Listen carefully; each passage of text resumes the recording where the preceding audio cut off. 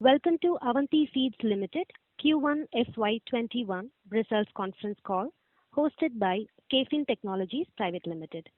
At this moment, all participants are in listen-only mode. Later, we will conduct a question and answer session. At that time, if you have a question, please press star and 1 on your telephone keypad. Please note this conference is recorded.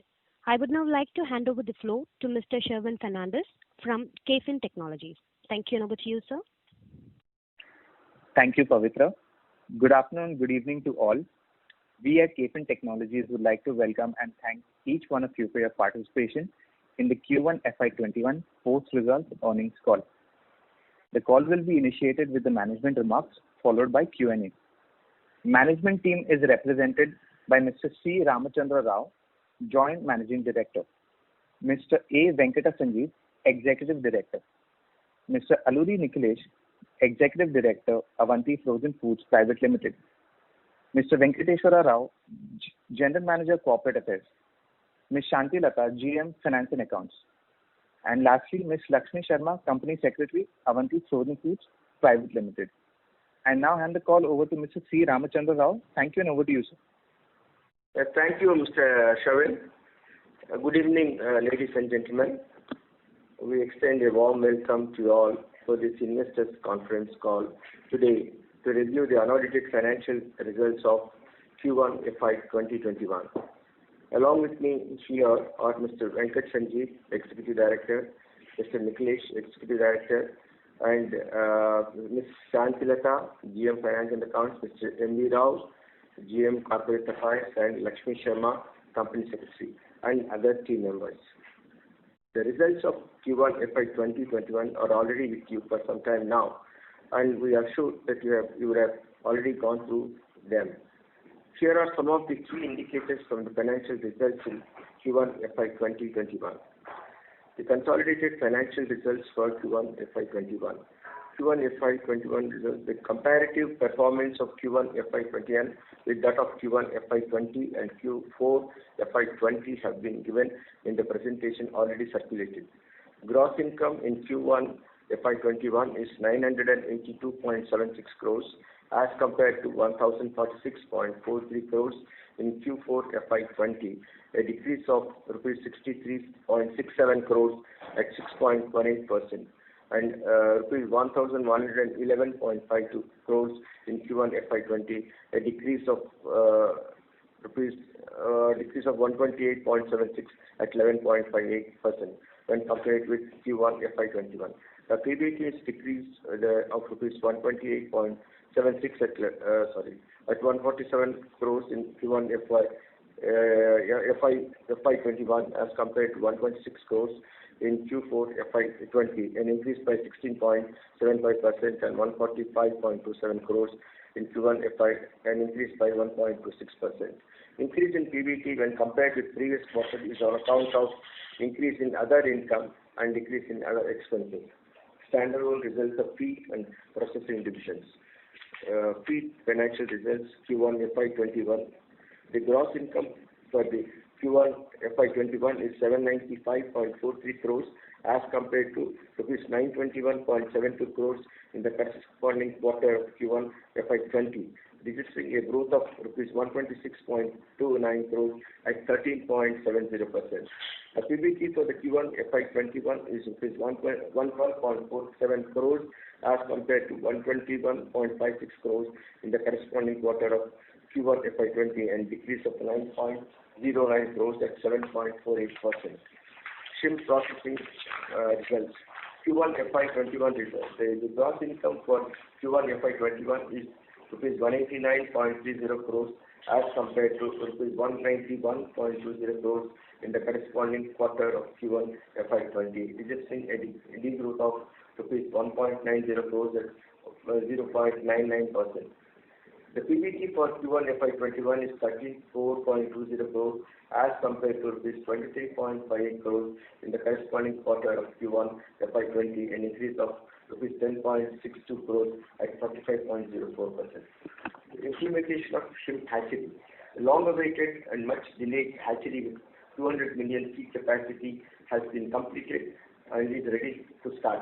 awaiting certain statutory clearances to commence commercial operations.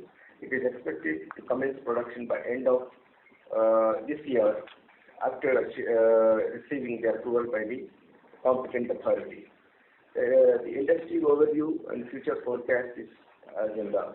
Before venturing into future forecasts of the industry, it is necessary to review once again the impact of COVID-19 on shrimp culture industry and global shrimp demand, as we did in our previous investors call in July 20. The coronavirus continues to spread world over unabated and hoping for a vaccine to be developed to save the humanity from this deadly virus. As the reports indicate, there is a possibility of a vaccine available by end of this year. We hope the clinical trials that are in the advanced stage now will be successful and the vaccine will be available as soon as possible. As all you know, the global economic situation is highly depressing and no solution appearing in the near future. India has been no exception to this phenomenon, evident from the fact that GDP has registered a degrowth of 23.9% in Q1 2021. The COVID-19 in fact has aggravated already ailing Indian economic growth for the past 3 to 4 years. Though the government of India has announced COVID-19 stimulus package for various sectors, the implementation and fruits of it are yet to be seen. We do hope these initiatives aimed at Make in India and Atmanirbhar Bharat policies of the government of India would go a long way in bringing the economy back on track.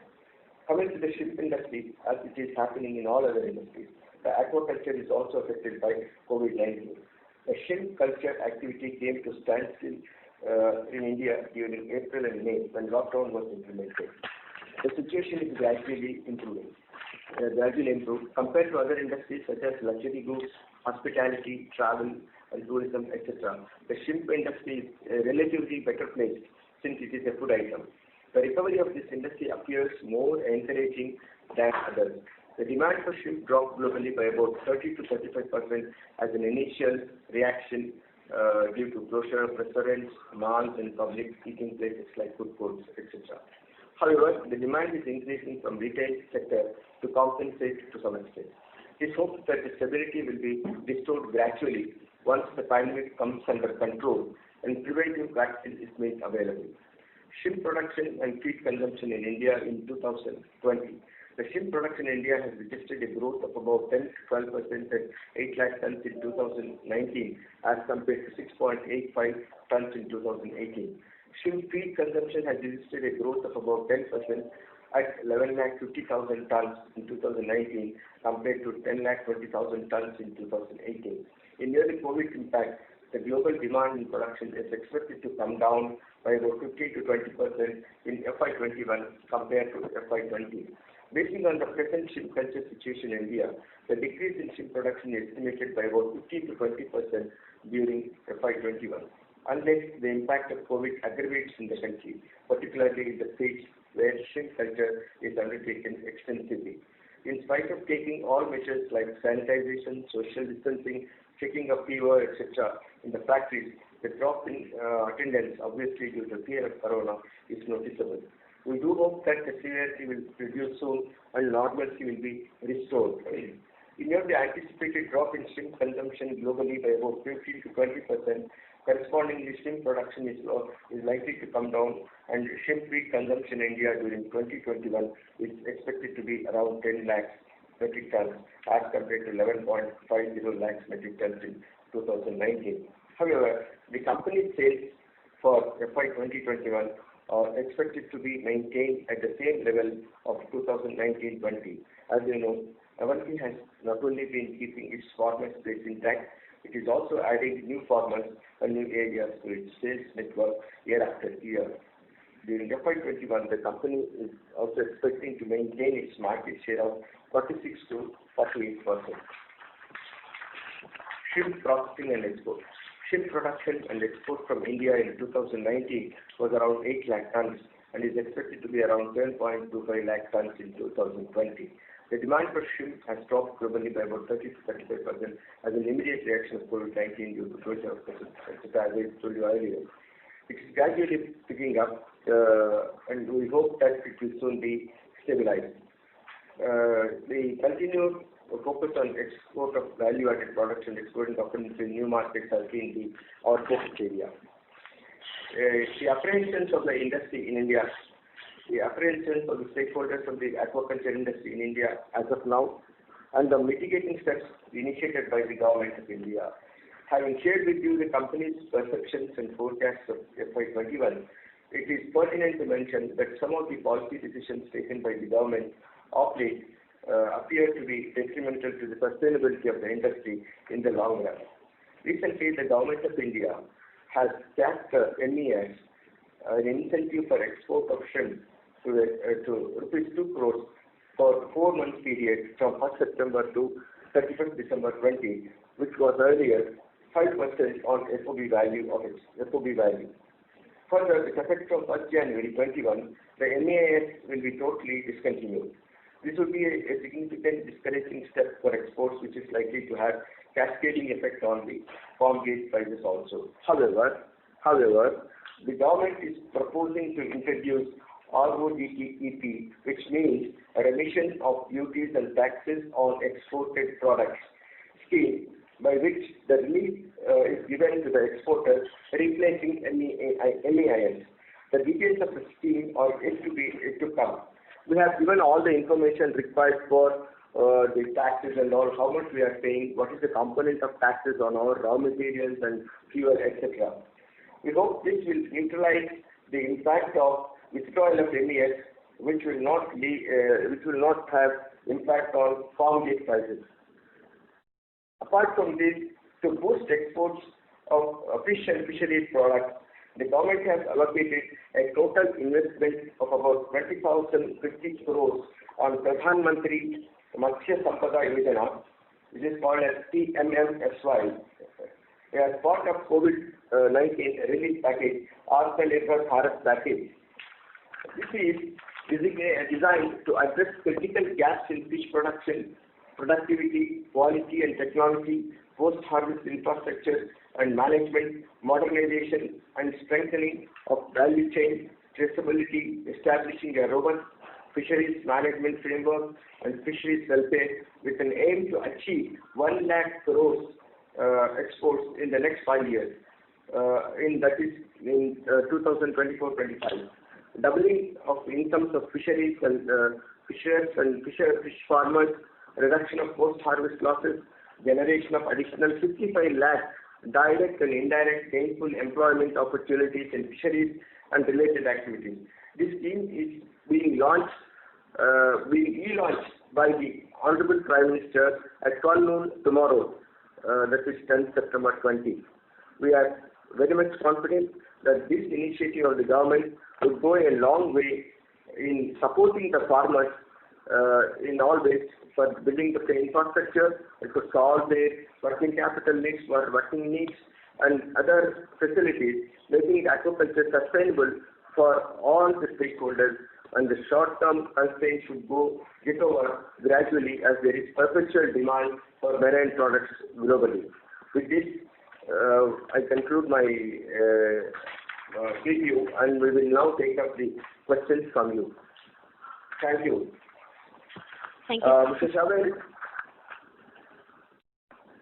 Thank you, sir. Pavitra, I think we'll start the questions. Sure, sir. Ladies and gentlemen, we will now begin the question and answer session. If you have a question, please press star and 1 on your telephone keypad and wait for your turn to ask the question. If you would like to withdraw your request, you may do so by pressing star and 1 again. I repeat, ladies and gentlemen, if you have a question, please press star and 1 on your telephone keypad. We have first question from the line of Nitin Awasthi from East India Securities. Please go ahead. Hello, sir. I had 2 questions. Firstly, on the MEIS withdrawal from the government, most of the processors are not into value-added products, and their margins are quite thin compared to what Avanti does in processing. So, are you seeing an immediate impact of that on the ground, whereas the processors are trying to push the prices down so that they can still make a margin by adjustment of raw materials prices? Hi, Nitin. This is Nikhilesh. Good evening to you. So, the MEIS scheme, as we discussed, has been partially removed with a cap till December. The farm gate prices are, we cannot say that the whole margin will be recovered from only the farm gate prices. We are also trying to working on moving up the selling price. I think from what I'm seeing, we have revised our quotes for the current bids and also the long-term bids, trying to recover whatever margin that we have lost from the government rebate in the selling market, in the selling price also. But we have to see, the most important is to be competitive. There are other shrimp producing countries we are competing with. So we need to see what is the price point at that in those countries and match that. So it will be observed. I feel personally that it will be the 5% will be observed not only by the farm gate prices but also the processors margin and upping the selling price and also the intermediaries inside the supply chain. So it will be observed by all of them a little by little by little, so it's uniform throughout the chain. I may add to what Mr. Nikhilesh said, that the government is really working to support the exporters by what the new scheme, they call it as a remission of the taxes and duties on export products. And we are expecting that to a great extent this will neutralize the impact of withdrawal of MES. If they can, whatever the percentage that they give, that will add up so that the farmers will have that support. We need not have to pass on the entire burden of that to the farmers. And farmers, ultimately it is the interest of the farmers that we have to look into. So even if we don't know exactly the scheme, how they are working, but they have called for a lot of information, and we have submitted the information, and we are expecting some decision would come soon, which will replace the MES. Because this is the time free, they have allowed this, and we hope that they implement immediately, and that will take care of the imbalance that what we are facing now. And that is the intention that was given by the government also. Yes. Okay, so as of now, on the ground, has things changed because of the decision? Have the farm gate prices corrected? Like you stated that everybody's taking time to observe little by little and trying to adjust. The whole chain is trying to adjust. So have the farm gate prices adjusted accordingly? The farm gate prices have corrected a little bit, yes, but also the selling price has also moved up. We are, and this is very recent. It is given out on September 1st, so it's very early and premature to give any comment. But we are seeing adjustments on all sides, not only the farm gate prices, but all sides on all parts of the supply chain. Okay, so also I think very important and critical part of the supply chain would be a feed component of it. And the company has already taken a 1 rupee price cut on its feed. So does it foresee any further price, either trying to, I don't think this situation would provide for it to recap and increase the prices, but does the situation get worse? Does the company foresee that they have to take further price cuts? See, that depends on how the rest of the year goes. What information we are getting is some of the competitors, some of the feed manufacturers are resorting to some sort of slashing the prices and all because of the reasons like the loss of their market and all sales. But we feel that such a slash of prices will not really help because the raw material prices are more or less stable now. Maybe a rupee that side or that side, it will not really impact much. But a big, discount or big scheme that will reduce the prices to the farmers they will have to compromise on the perhaps the quality of the thing. But we do not foresee such a situation. We try to balance our total, the pricing, and we don't resort to any price decrease as of now. There is no such proposal to decrease, because 1 rupee we have reduced recently. We don't have any proposal as of now to reduce the price further. Got it, sir. And just lastly, like you pointed out, if you could just shed some light on the key raw materials and how the price movement has been. See, the for the prices, key segment? as you know, the major raw material prices are fish meal, the soybean meal, and the wheat flour. These are the three prices. What we are observing is that the prices are more or less they are stable, because the rains have come, good rains were there, except a part of Madhya Pradesh. Most of the area has gone up, and unlike last year, this year the production is likely to be higher than the last year. The availability of soybean is much more than last year. So we feel that there should not be much the increase in the price. It should stable. It should be 1 rupee again, as I told you. It will be more or less. It should be on the same line. Similarly, fish meal also, as it appears today, there has been a fish ban till 15th of September. In the normal course, it should have started, but in the 1st of August, it should have started. Fish catches should have started, but because of this virus, coronavirus and all, the fishermen did not go for catches. So now they are starting it on again, resuming it on 15th of September. And because there's a gap of 45 days, and there have been good rains also, the indications are that they could get good catches. The production of fish meal also will be fairly good. So that assures us the stability of the price. It may not be much upward trend in the price of that. Similarly, the wheat also, good wheat production. More or less the stable price is likely to continue the whole quarter. We don't foresee a big surprise in the rest of the year. Okay, so if you could just quantify the prices as they were during the quarter and in the similar quarter last year.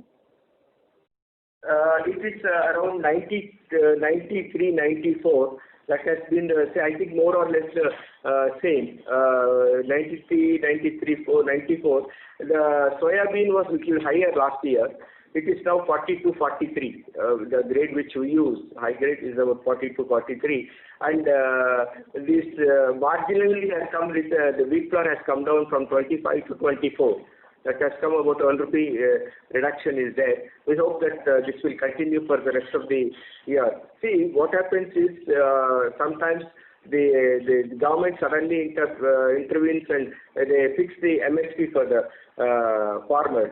So there the increase in the price is possible. But I don't think recently they have increased the price MSP. I don't think the rest of the year there will be any further increase of MSP. Thank you for answering. Yes, sir. Thank you for answering all the questions, sir, and I'll get back with you. Thank you. Thank you, sir. Ladies and gentlemen, if you have a question, please press star and 1 on your telephone keypad. We have next question from Deepesh Kashyap from Equirus Securities. Please go ahead. Yeah, hi, sir. Thank you for taking my questions. So can you please quantify what was the total export incentives that you booked in this particular quarter, please?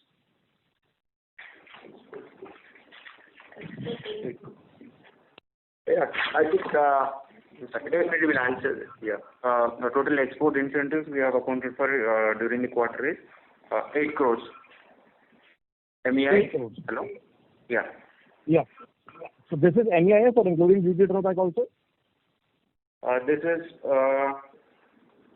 is only MEIS, and duty drawback is 4.6 crores. 4.6 crores. Okay, understood. Yes. Sir, you're talking about the RoDTEP scheme that is going to replace MEIS. I just want to understand, is there any clarity when it will come? Like, will it be replacing from January 1st of next year, or do you think it will maybe delayed to the next fiscal year? There is no clarity, Mr. Deepesh, but it appears that they want to do it immediately. There has been a lot of pressure, and actually 7th was the last date to submit all the information. They wanted to know what is the component of taxes, excise, this GST and other duties and all. We have given all the information. Basing on that, they want to announce the remission of the duties and taxes. We hope that they would decide it sooner. So that will be, I think to some extent they may, 2 crores they have fixed as far as these 4 months are concerned. We are yet to see what they are going to do on that, because they have not spelled out the date when it will be implemented, the modalities and what they are looking into. All these details are not available as yet. They are only called for all the information. We have submitted that. Understood, sir. And sir, on the processing segment, even adjusting for the one-off FX gain that you have seen, the processing segment the margins were very high. I think all-time high at 17 odd %. So can you please help me? What was the reason for the same in the quarter?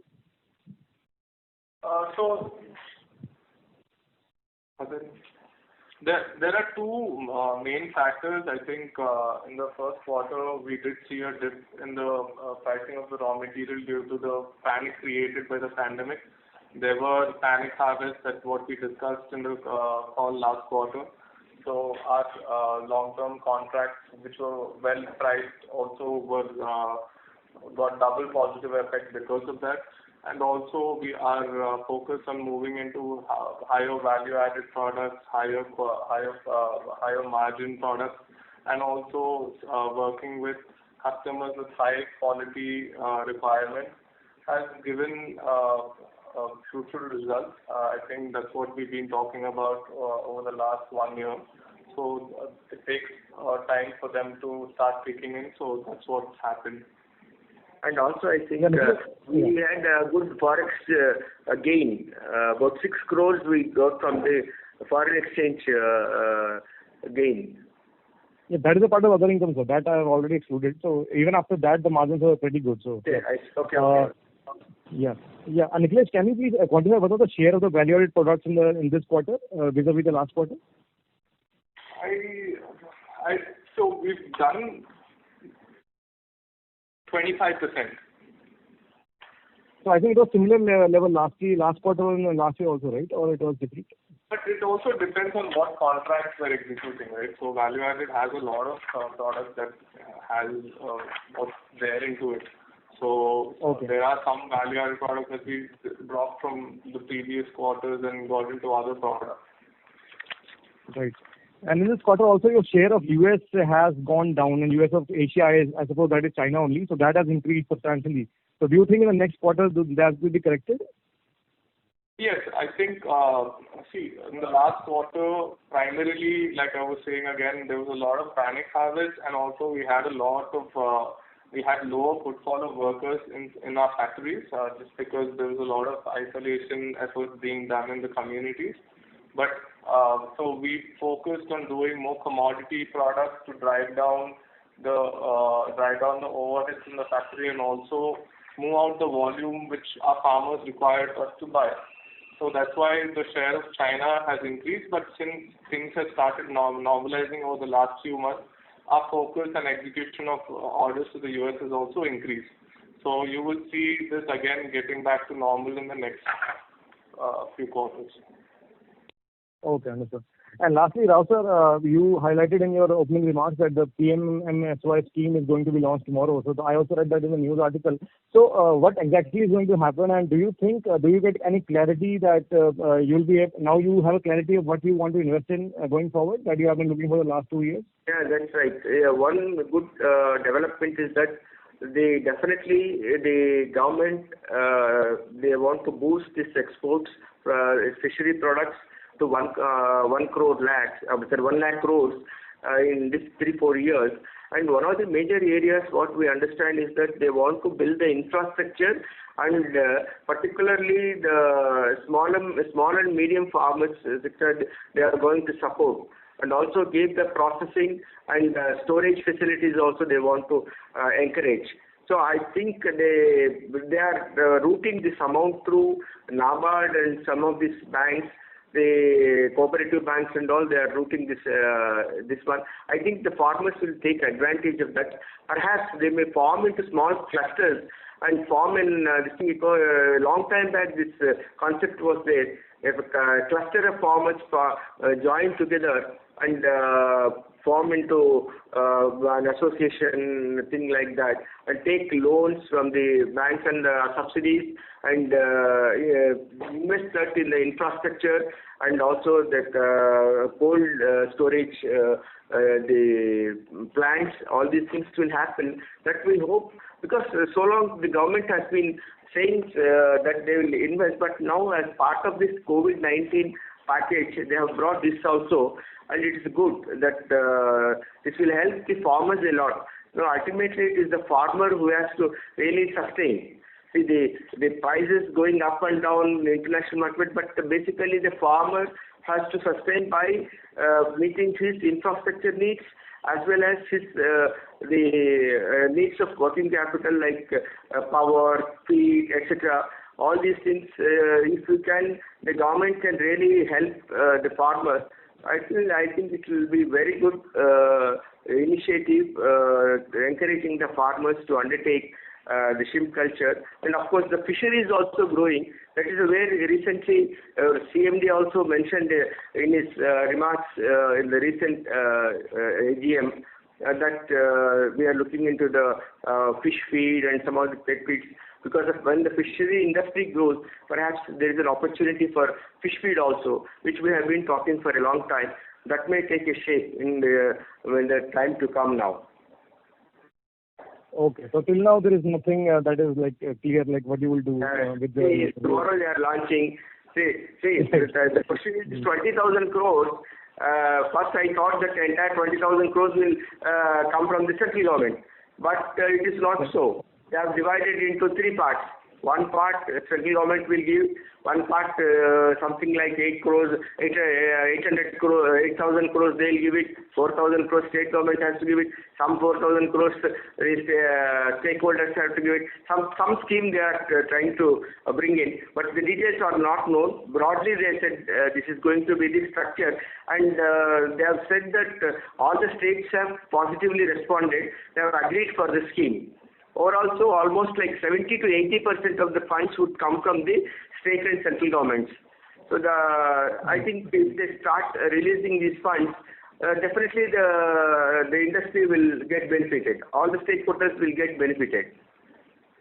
Understood. One last question, if I may, sir, that the COVID cases in Andhra Pradesh are rising like very sharply. Are you facing any utilization problems in your processing or feed plants? It's true that the cases in Andhra Pradesh are really around 10,000 plus. That's what we are seeing the reports. And but we did not really find much impact of that. But there is definitely, as Nikhilesh mentioned, the footfall has been a little erratic, coming and going. But by and large, we find that it is okay. We are able to meet our requirements. And also, we are doing a lot of social distancing and preventive measures. So, by word of mouth, and also when workers come in, they're feeling more comfortable working in such an environment. Because all of us do need to work at the end of the day. It's been a very long time since this pandemic broke out. So, taking a lot of sanitation steps, we're doing sanitation 3-4 times. Capacity of the bus is reduced to 50%, and also increase the number of vehicles so we can get in more workers. So there are steps that we have been taking over the last few months which are kicking in and increasing our utilization step by step. And going forward, it should be increasing in that trend. But of course, how this pandemic is controlled also plays a significant factor on the utilization. And one more thing is, most important thing, unlike many industries, we have not removed anyone, and we have paid full salaries, we have paid full bonus, we have put all the incentives that are actually due to them as a normal year. We have not deprived our employees, workers of any financial benefits that we were giving earlier.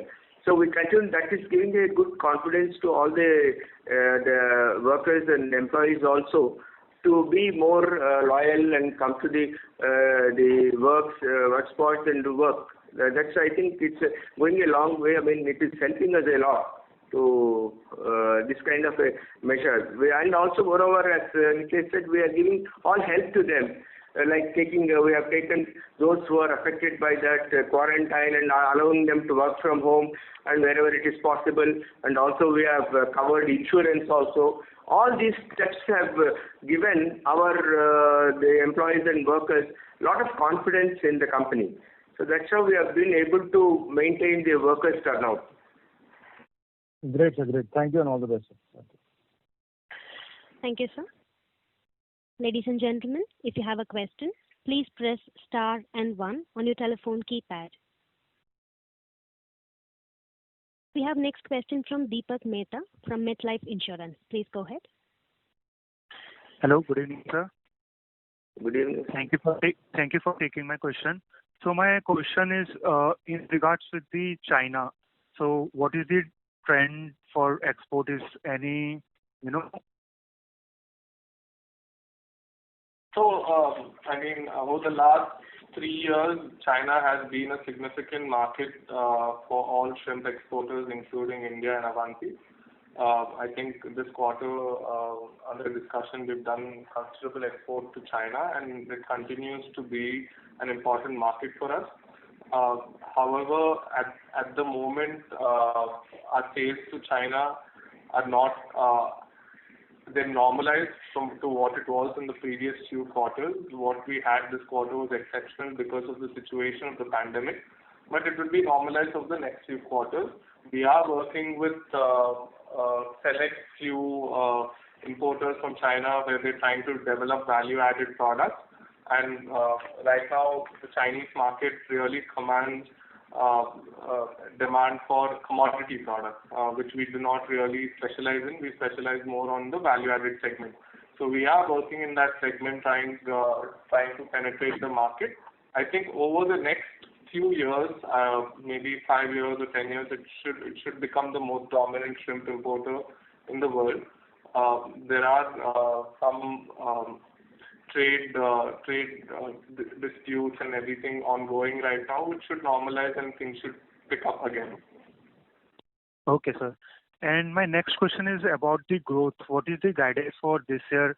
And if we compare in last 3 years, we have grown exponentially as compared to our competitors. So what will be the future expectation for this maybe next 2 to 3 years? And what about the market share? Are we gaining the market share from other players?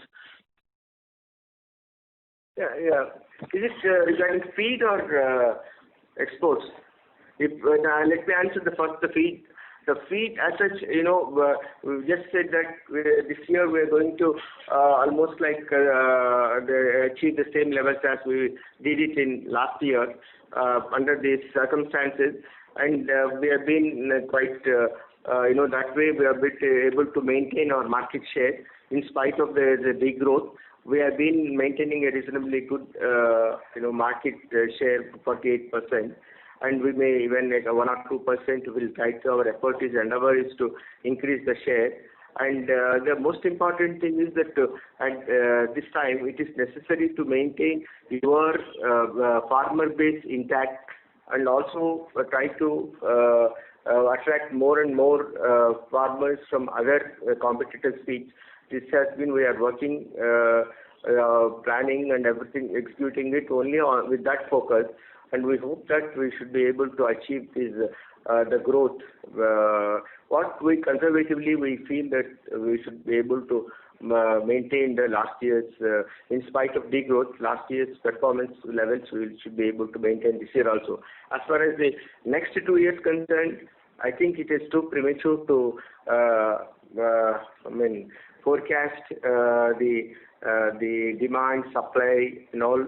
But we do hope that if you look at the way in which the country is moving now, with all the steps which we discussed till now, it has to grow because of the lot of focus is being laid by both the government as well as the private sector So definitely the growth will be there next, but it is very premature to say what is the growth rate, what is the profitability and all. It is too premature. Maybe by end of this year we may be able to have a broad idea about the future.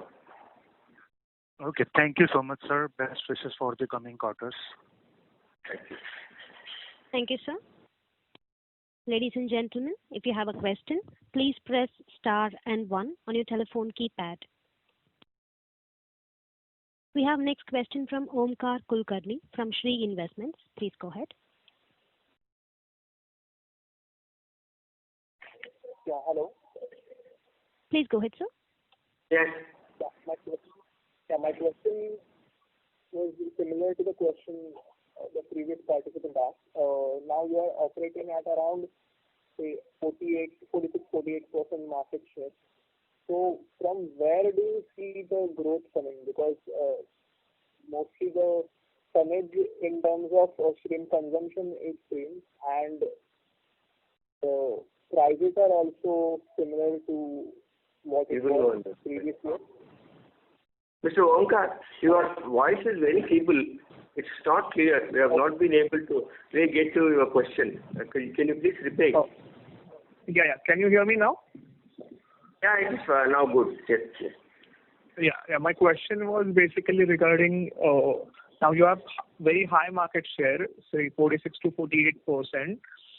So how do you plan to grow in this shrimp feed segment? Because the growth, whatever the growth will be coming from the export market. So and that segment contributes very little to the overall top line and bottom line. So how do you plan to grow the business going forward, say next 3 to 5 years? Because earlier most of the growth came from the shrimp feed, and now because of many reasons it is not growing that much. So how do you plan to grow the overall business of Avanti Feeds Limited?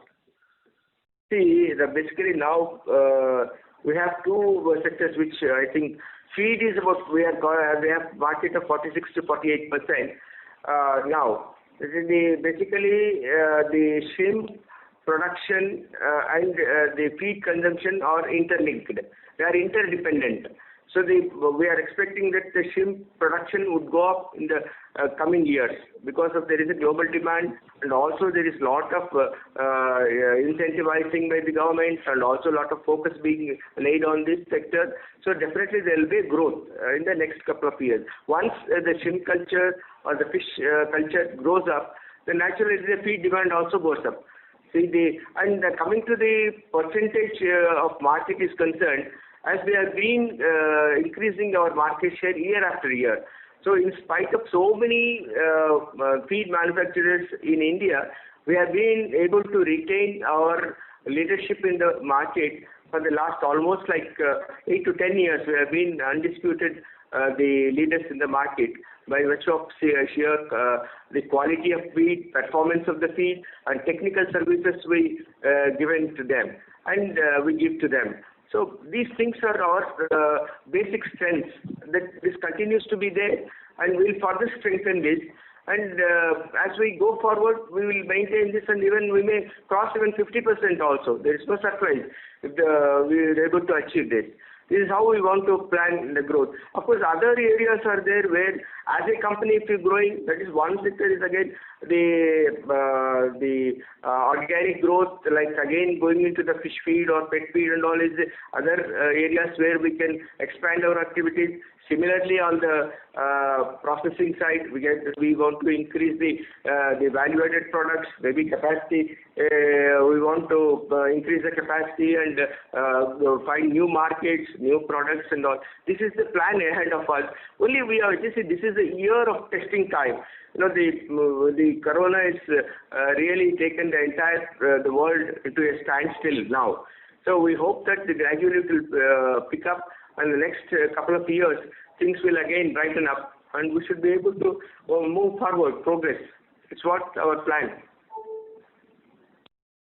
Okay. The second question I have is basically, you mentioned that because of this pandemic, the situation is very grim all over the world. So don't you think this cash balance you have, don't you think that's a good opportunity for inorganic growth to pick the stake in some good companies where you can reap the benefits going forward? Because this question has been coming for last, say, 2-3 years. What would you be doing with the surplus cash you are generating? I think we have been answering the question almost every quarter. Several years, not you are right. We have been carrying it, but keeping the investment in some company or the other without knowing what it is. See, we should always invest in companies such investments where we are sure of the growth, we are sure of the security of our investment, the appreciation to the investment, return to the investment. These are the basic objectives of making any investment. Just because we have some surplus and try to put some investment is not proper. That is the view of the board. From time to time we keep reviewing it. What is the returns that where we can invest? We are looking for a proper opportunity for investment.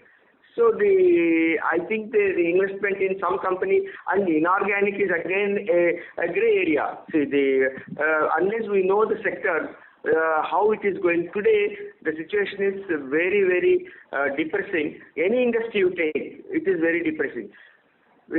Almost like very rarely you find the companies like Avanti, where they have been able to maintain their performance levels and their the stakeholders' value. All these things are really kept intact, and in fact it is growing under these testing times and critical period. So we do not want to take any chances on the valuable your money, putting in some investment and getting into more problems. So we want to do such investment only after doing the due diligence, and unless it is absolutely we are confident that this is going to give us good return and secured investment and also appreciation, then only we do it. I think you will have to bear with us for some more time. As and when the appropriate time comes, we will definitely share with you our plans. Okay, wouldn't it be... Hello? Yeah, please. Yeah. Like you have been keeping all the surplus cash in the FD and diluting the return on equity and capital employed. But wouldn't it be possible for a company like this size to actually in this pandemic get some smaller companies at a good valuation for acquiring those kind of companies? Yes, the acquisition will take place only there is a proper, the investment is properly utilized, is it not? You cannot go on acquiring any company which is available. See, now I can explain you in a better way that, see, whatever the surplus monies are there, we put in various mutual funds or fixed deposits or public sector PSUs and banking funds. Like that, we distribute and see that the average return is around 6 to 7%. That it was much higher. I'm talking about the off-late situation. It was much higher. We have got even 8 to 9%, 10% also we have got. So we'll have to go into such an investment where the long-term sustainability of your industry should be there. Just selecting some industry and keeping the money is not proper. I think you will agree with me. The money is there. We are safeguarding the money. It is the investors, the stakeholders' money. We are keeping that in.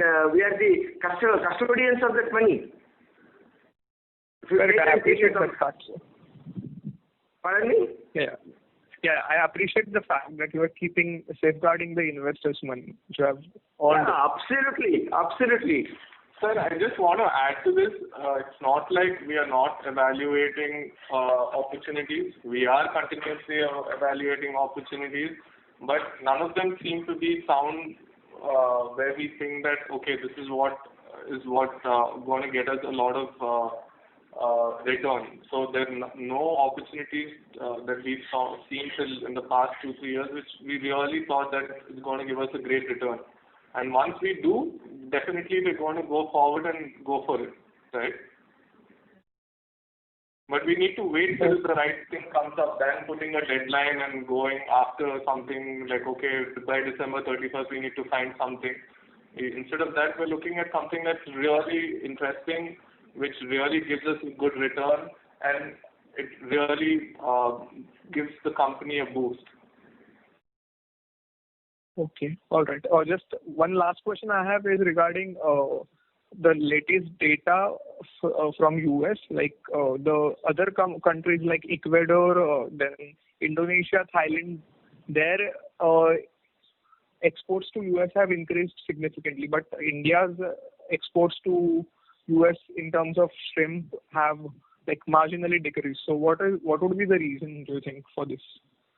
The main reason is definitely the footfall of the workers into the factories. If you compare the countries that you said, Indonesia or Thailand or Vietnam, the number of cases in those countries are very low, and also the factories where they're located, the shrimp factories, the number of cases are very low compared to what we're having in India.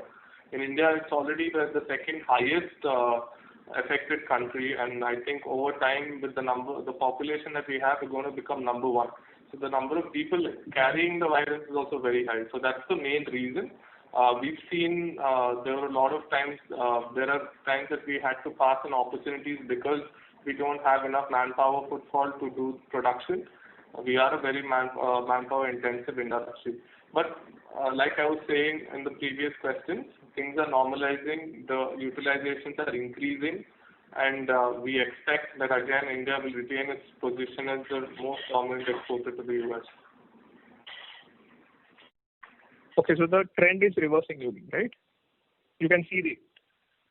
I mean, yeah, the trend is reversing. I expect in the next few quarters we should be able to normalize. If again, it depends also what this pandemic has in store. So mainly the corona is the only reason for that, no other reason for that, right? The manpower shortage. The manpower shortage, and also for Ecuador, I think if you see Ecuador is exporting more to the US because Ecuador has been having problems with the coronavirus contamination on shrimp packaging to China. So the Chinese government has banned a couple of companies already to export to their country. So they are remodeling the production to go into America or other markets. So that is the effect where you're seeing temporary increase. But the products that they focus on are different from what we focus on. They do more commodity headless to China. They're a little bit reversing and repositioning the product to the US. But once I think we are able to normalize, we should be able to cover up again. Okay. Thank you. Thanks a lot. Thank you, sir. Participants are kindly requested to restrict with 2 questions. Next, we have a question from Praveen Sahai from Edelweiss. Please go ahead.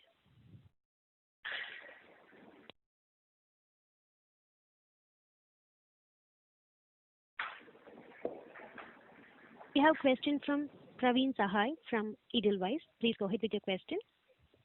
Yeah, thank you. Thank you for taking my question, and thank you for a detailed briefing at the start of the call, sir. I have just 2 questions. One related to the, as you have already discussed, related to the government schemes, government focus on the sector. So not on just a quarter or 2, for a long term, what you are expecting with these initiations, as we had already seen that the market has not grown. This year is really bad. So the way forward, how much of the growth as in a sector you are expecting as a shrimp sector for an India, say 3 years or a 5 years growth trend, what you are expecting? Yeah, the government focus is now to increase the exports, what they call it as blue revolution. They want to, now it is around 46,000 crores. 47,000 crores is the Bahrain product exports from India. They want to double this to reach 1 lakh crores by 2024-25. So with this objective, they have earmarked about 20,000 crores available to the farmers and on various activities. So this will give a real boost to basically the farmers to undertake the shrimp culture.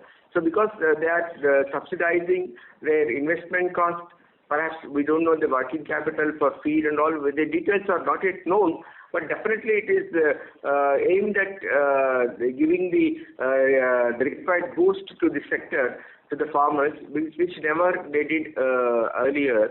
The government of India, they have done it, and they have realized that the export of shrimps is a very highly potential export turner.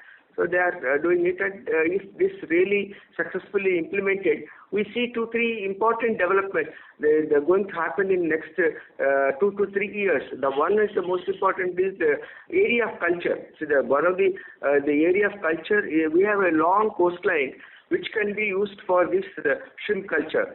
This is one thing. The second thing is the infrastructure funds that is needed by the farmers.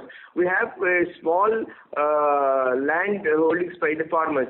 Maybe the 2 to 5 acres, 5 to 10 acres, significant portion of these farmers have only, this is the range, 1 to 5 acres and 5 to 10 acres, this is the range. So if they do not have sufficient funds to meet these infrastructure development costs, and also the running costs like power, like feed, these are the requirements that they need. So if the government, and also post-harvest, it is said that there is a lot of post-harvest losses which may go up to 15 to 20% loss. So if they can cut down this, it is the farmer who gets benefited. The post-harvest loss will definitely benefit the farmer. If proper infrastructure is created for proper post-harvest care, then that will be a benefit to the farmer. Similarly, if you subsidize or if you give this support, financial support for infrastructure development, and also for his working capital needs, definitely it will help them to go for this shrimp culture in a big way. But there is no constraint of the area that is available as a coastline. That is absolutely, we have this more unutilized coastal line which can be used for shrimp culture. The second thing is, it is going to provide a lot of employment to the youth. Definitely these two factors will encourage, and more the youth undertake this shrimp culture, and there'll be prosperity. So these are the factors which really help in increasing the growth of this industry. So these are the schemes. So, sir, do we expect the next 3 to 5 years would be a far superior growth as compared to last 5 years? Definitely. See, last year is again, it has been a very erratic. First, if you look at immediate past 1 year, it was not good. Earlier to that, 3 years back, it was 14-15 was very good year. See, that has not been. See, there are several factors, but the basic, important thing is that the growth of this industry, by sustainable growth, comes to the farmer when he undertakes the activity on a sustainable basis. More and more, the aquaculture area is increased, more production comes, then definitely that will, supply chain, everywhere, the production, hatcheries, the processing and export, every industry grows along with that. So the basic backbone of the industry is the farmer. So if you can really support him with what he requires to produce shrimps, I think automatically the growth will come. I think that is going to happen in next 3 to 4 years. Right, sir. Sir, related to your shrimp processing business. Sorry to interrupt, sir. Could you please join back the queue if time permits? Just on a few lines. Please go ahead, sir. So related to the shrimp processing, as your percentage of a U.S. contribution, as I can see on the sequential basis, even the Q1 versus last year or a Q4 last year hasn't reduced. Definitely there is a reason for that. But what the percentage as in the U.S. contribution you are looking at for your shrimp processing business on a stable state?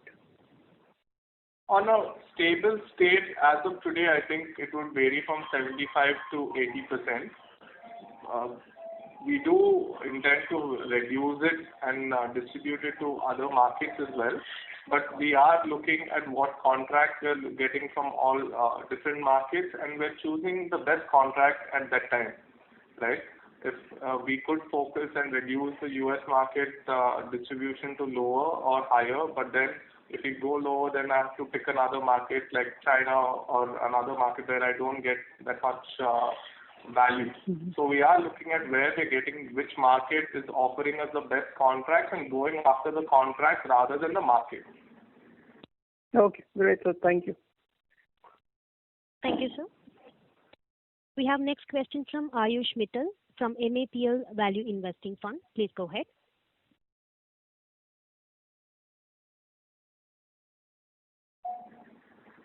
We have next question from Ayush Mittal from MAPL Value Investing Fund. Please go ahead. Looks like participant line. Hello. Yeah, please go ahead, sir. Hello. Please go ahead with your question. So first of all, I'd like to congratulate the management for delivering good performance in these testing times. These are the leadership qualities that we look for. In reference to the discussion on the price of feed, what we have read in some reports is that the competitors have taken a price cut of further 3 rupees. So can you share anything on that, if that is true or not, and are you facing competition because of that? Yeah, first let me answer this question. We have reports that they have, it's not a price cut. What they have done is they have announced some schemes, something like, yes, they're increasing the feed, the shrimp feed, they have announced some schemes. There is that cashback scheme and also more discount, more cash discount. Like that they said, I mean, we have not exactly evaluated how much really it contributes to. As you said, it may be about 2 to 3 rupees per kg, it may work out. But we feel that the strategy that they are doing, because keeping the quality of the feed and all, it may not be proper. But anyway, we are just studying what they are really straight away cutting the giving more discounts to the dealers or more gift or coupons or whatever it is to the farmers. It is not correct. They're giving the cashback and all these things is. Doesn't appear to be proper, but anyway, that is their strategy. We will have to see what is the impact of it, because just they have announced very recently. We are going through the schemes that they have announced and how it is going to have an impact on various things, particularly in the raw materials and the maintaining the quality of the feed and performance of the feed. All these things have to be taken into account. Because the raw material prices are almost stable. There is no big reduction in the raw material prices as of now. We don't foresee also a big fall in the prices of the raw materials. But with all that, these steps, we have reports. We are studying those reports and we'll examine how we should go, what is actually real, the impact of that. Okay. But as of now, our price is same. But as of now, we have no impact of that on our sales. Got it. Thank you, sir, and wish you all the best. Okay, thank you. Thank you, sir. We have next question from Trakar Natani, an individual investor. Please go ahead.